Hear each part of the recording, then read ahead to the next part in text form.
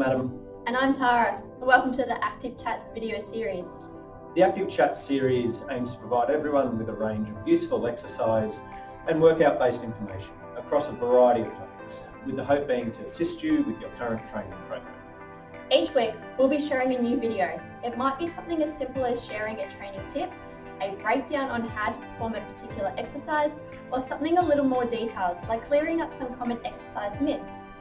We'll also have a question and answer component where we invite you to submit any exercise or training-based question, and we'll do our best to answer. Questions can be submitted by the Monash Sport Active Bodies website. The Active Chats video will also be available on the Monash Sport Active Bodies webpage. Let's get started.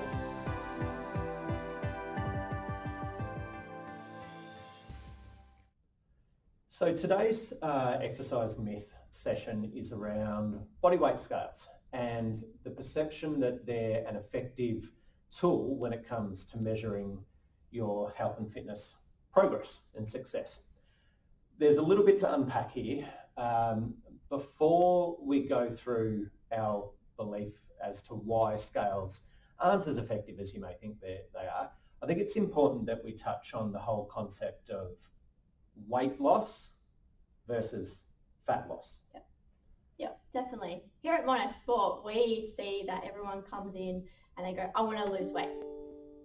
Yep. Whereas they're not trying to really say that. They're trying to say that I really want to lose fat, not weight. So it's really important for us here to help and encourage them to not focus on that area, but to come away and help into another area of go and understand that when you are looking at weight loss, that's not what you want to do. You need to understand your fat loss, There's a difference between losing weight and losing fat, and they don't always go hand in hand. So the mistake a lot of people can make is they will focus on what the scales are telling them, and that's not telling you the full picture. Yeah. And it's really about finding ways, changing your mindset and focusing on your body fat levels and tracking where they're at and not worrying about what the scales are saying, because they're giving you mixed messages. Yeah, there. Yeah, definitely. And there's so many different ways of taking that, like depending on what you're wearing as well, which we will cover soon as well. But just to understand that there is a difference between weight loss and fat loss, and we want to try to encourage people to look at the fat loss rather than the big large number. We don't want to look at that. Okay, so we've touched on the concept of weight loss and fat loss. What we want to do now is just go through a couple of reasons why we feel using a set of body weight scales is a bad way to track your progress. And we're talking, they might be the scales that you see at fitness centres and at gyms, or they may just be your bathroom scales at home. I guess one of the first things to take in mind is that your body weight scales measure everything. And I guess by everything we mean it will track or it will measure your body fat and whether you've gained body fat or lost body fat. But at the same time, it will measure everything. It will measure fluid in your body. It will measure muscle mass. It will measure skin, hair, clothes, bone, everything. So you might jump on a set of scales and the number on that scales might go up, which ideally is not what you think you want. But you don't know what's caused that increase. Yeah, there's nothing to say it's body fat that's gone up. On the flip side, it might go down. So you might think this is fantastic, this is great. The reality is it might not be body fat that's caused it to go down. You might be dehydrated. You're not carrying as much fluid. That's going to show up on the scales. You'll misinterpret that as body fat. So that's the first problem with scales. They measure everything. So if you're looking solely at fat loss, which again, as we said earlier, when you say you want to lose weight, what you really mean is you want to lose fat. When you're trying to track fat loss and solely fat loss, scales give you mixed messages. Yeah, they don't measure everything. No. They measure everything. Yeah. So they will, they're not measuring your health and well-being. They're not measuring your cardiovascular, your strength. All those are improved by exercising and eating healthy. Those are the ones that's what's most important, not a number of the scale. Yeah, that's a good point. When you say we've already established that when someone says I want to lose weight, We've broken that down to say, well, you somewhat mean you want to lose fat.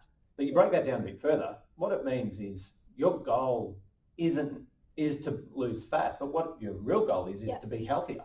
That's what you're saying. I want to be healthier, and in order to do that, I feel as though I need to lose some body fat. That's fine.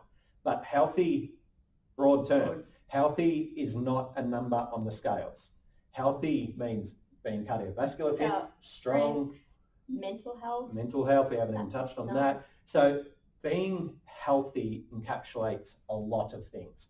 Almost all of those things are not shown on a set of scales. No. So you could be focused so much on what that number on the scale says that you're actually failing to recognise other areas of your health that are improving. Yeah, and they're the most important. Don't worry about the number. No, the number is not a good indication of where you're at from a health and fitness perspective. And I guess the last element is the inconsistency. Yes. Yeah. Yep. So you could jump on, and I'm sure everyone's noticed this, you could jump on... Morning, night. Yeah, time of day. You could jump on the same set of scales in the morning and again at night, and it's going to give you a different reading. Or you could jump on 6 different sets of scales all around about the same time, and they're going to all tell you something different because they're all calibrated a bit different. So, and what you've eaten on the day as well. All of that. So there's so many variables when it comes to the data that scales give you that they almost become irrelevant. Agreed. Very agreed. So we've gone through the concept of weight loss versus fat loss. We've touched on a couple of reasons why standard scales aren't an effective measuring tool when it comes to your health and fitness, and especially fat loss. So what are some ways that we can measure fat loss? There's a couple of tools that we can use. We run a service here at Monash Sport for our members called a progress assessment, and there's a couple of different tests we can do within that service. Firstly, we can do what's called a girth measurement test. It uses a tape measure, pretty standard, and it basically just measures the circumference of various points of your body to assess your body shape. So we can start to see any increases or decreases at various points of your body.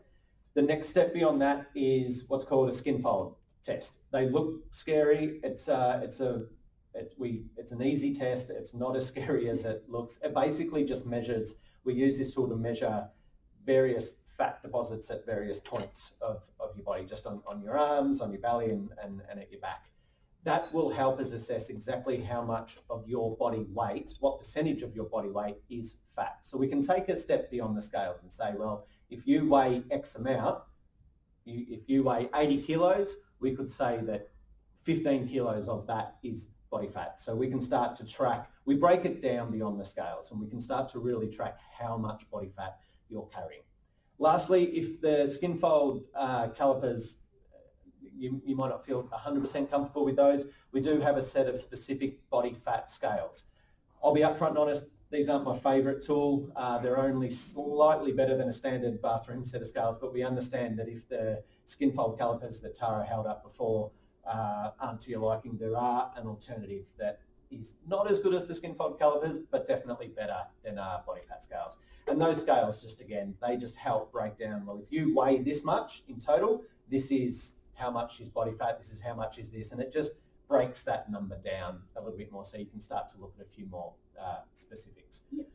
Besides all those tools, which obviously you're not going to have at home, besides all those tools, what's the most obvious way? Clothes. Yep. How exciting, all right? The clothes will start to fit, and that's what's important, all right? So tops as well, they might be a little bit too tight.